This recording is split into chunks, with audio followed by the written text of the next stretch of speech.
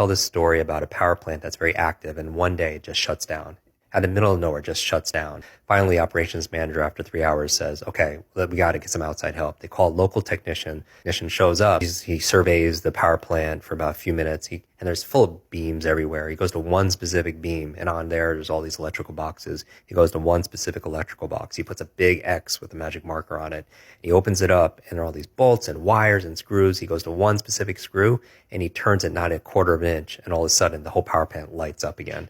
And the operations manager like, thank you. You saved our business. You saved the day. How much do I owe you? He was like, that will be $10,000. And he's like, what? You were here for 5 minutes. All you did was turn a screw. He's like, how can you even justify that? She's like, give me an itemized bill. He's like, no problem. Technician reaches in his back pocket, takes out a piece of paper, scribbles on it, tears off the sheet, gives it to him. And he's like, oh, I understand. He goes to his desk, writes a check for $10,000, hands it to the man.